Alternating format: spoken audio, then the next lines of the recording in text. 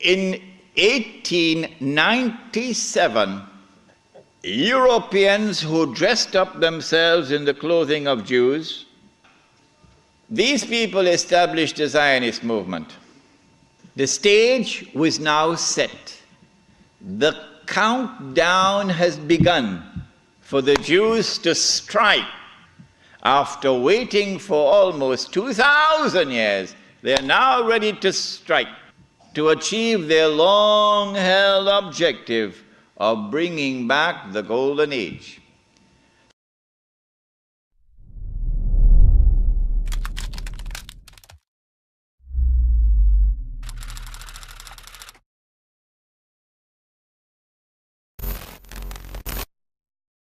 To destroy the Khilafah, you'll have to destroy the Ottoman Empire. And you cannot destroy the Ottoman Empire with 5,000 Jews in an army. You need a world war to destroy the Ottoman Empire. That's a tall order. So what you do is you plan a conspiracy and you stay behind so that your fingerprints are not on the crime. The attack took place in the summer of 1914 when the Grand Duke Franz Ferdinand was assassinated in Sarajevo. In the summer of 1914, there were 6 major powers in Europe. And there was one dark horse across the Atlantic. No one knew how fast it could run because it had never run in a race so far. And 6 major powers in Europe. They were number 1, Russia, France, Britain, Germany, Austria, Hungary, that's 5. What's number 6? Ottoman Islamic Empire. These are the 6 major powers. How can you bring about a world war which would result in the dismantling of the Ottoman Islamic Empire? You've got to do some good planning to do this one. When they attacked and assassinated the Grand Duke Franz Ferdinand, they left footprints which led to Russia. And so Austria-Hungary had no option but to declare war on Russia. But Britain and France already had a treaty, a defense treaty with Russia. And so Britain and France now had to declare war in favor of Russia against Austria-Hungary. But Germany has the same racial ties with Austria-Hungary, so Germany is now forced to enter the war on the side of Austria-Hungary. So they have succeeded. Whoever planned that assassination has succeeded in bringing all these powers now in Europe into a state of war. All that is left now is what they call the sick man of Europe, Ottoman Islamic Empire. The Khalifa in Istanbul does not want to enter the war. He knows how weak the Ottoman army is in terms of military technology. But through internal intrigue within Istanbul, the Ottoman Empire is forced into the war, and a Russian ship in the Bosphorus is used as a pretext. It is in 1916 that Jassasa went to work, British spies in Arabia. Lawrence of Arabia, of course, is the most well-known of them. These British spies were sent into Arabia, posing as Muslims, and they went to 2 actors in Arabia. One was Sharif al-Hussein, who was appointed by the Khalifa in Istanbul as the Sharif of the Hijaz, Mecca and Medina, in control. Mecca was under the control of an Arab battalion, but Medina was under the control of a Turkish battalion. So when the British spies went to Hussein, they offered him the moon.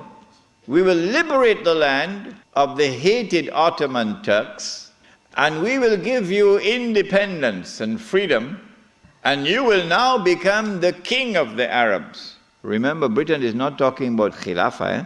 No, we'll make you the king of the Arabs. And we also prepared to offer you a little, you know what, just £7 million. £7 million at that time is what Bill Gates has now.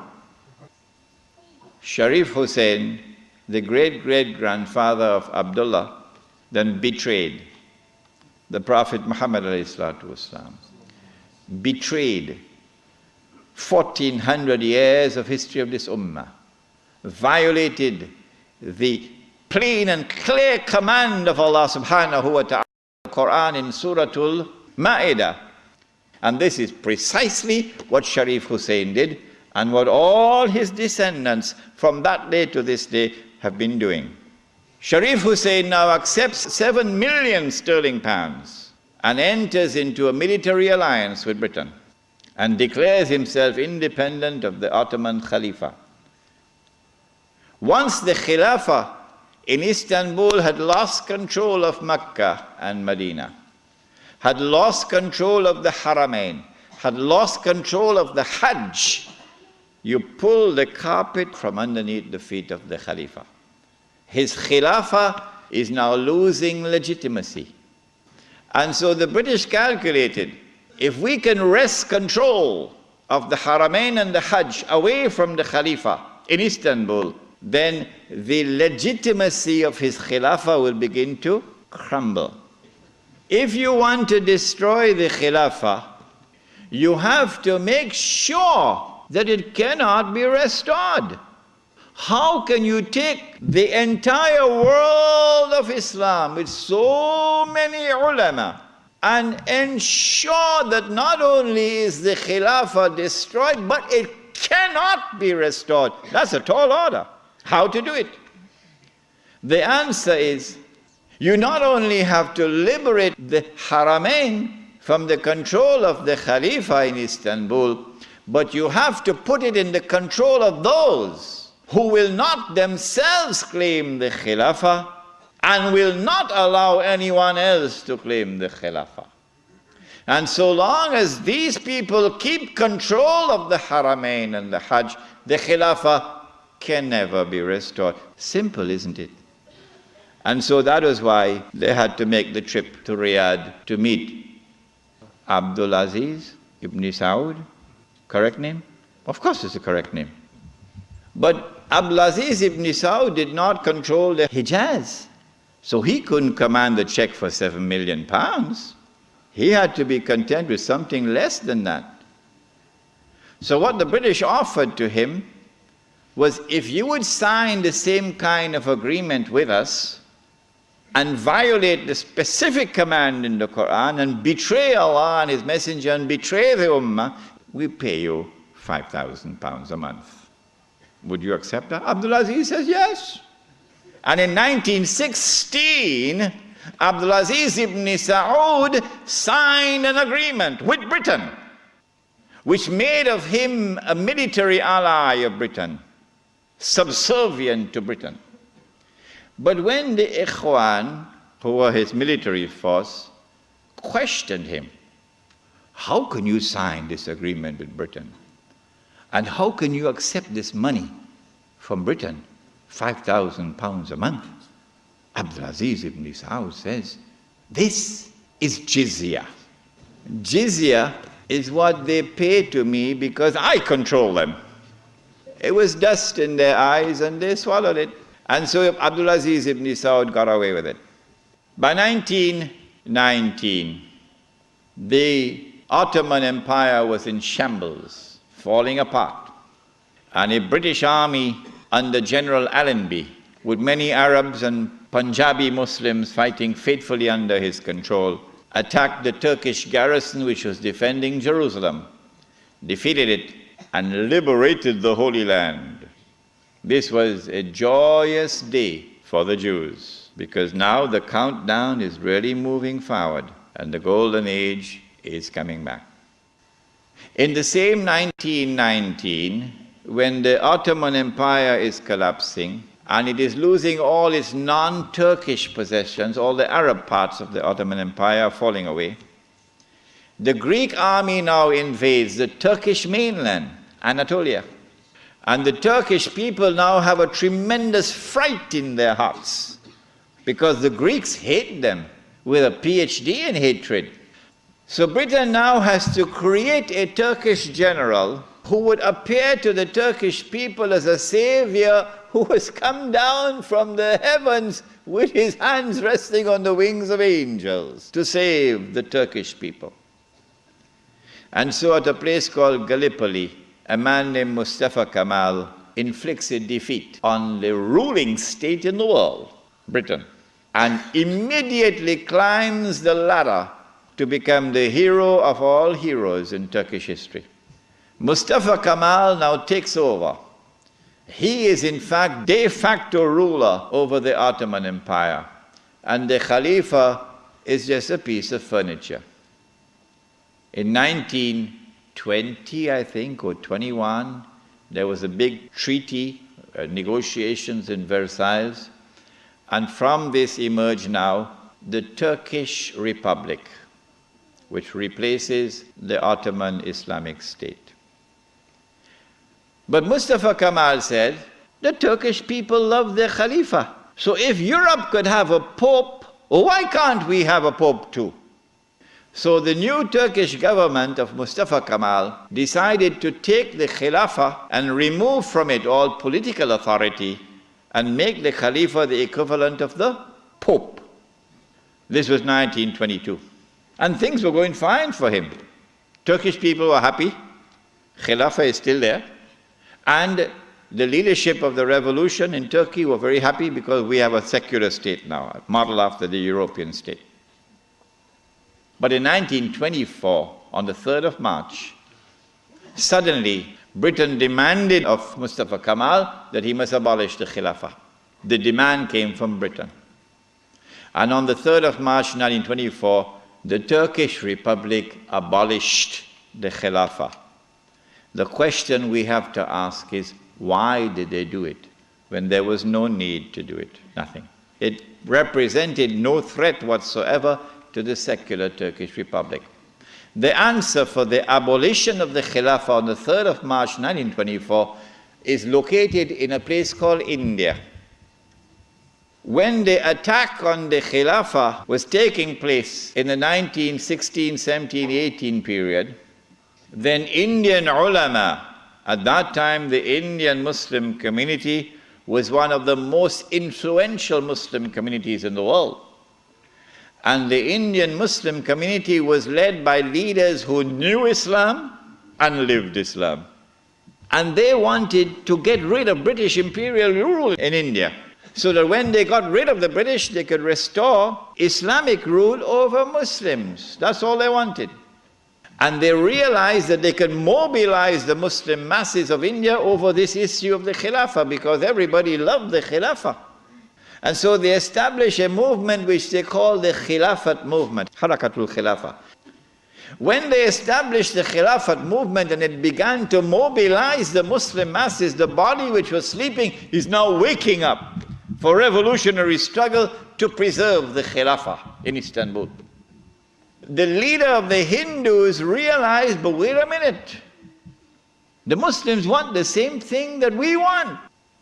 We also want, the Hindus, we want to get rid of the British, and we want to restore Hindu rule over the Hindus. So there's a conversion of interest here. So Gandhi, who later became known as Mahatma Gandhi, Gandhi approached the leadership of the Khilafat movement, and he said to them, listen, the same thing you want, the same thing I want. So why don't we join forces? Will you allow me to join the Khilafat movement? They accepted the offer of Gandhi and they formed an alliance. And so the Khilafat movement in India now became a Hindu-Muslim alliance. This constituted the most dangerous of all threats that Western civilization have ever experienced in its entire period of colonization of mankind. This Khilafat movement. Because the Western objective was to demolish every existing state structure in the world and replace it with the secular state, so that eventually the secular state could be brought under the umbrella of a League of Nations and eventually a United Nations, and this would be political globalization at work. Between 1920 and 1924, the Khilafat movement was building up steam at an alarming rate. And by 1924, the British had calculated, we have to get rid of this Khilafat movement.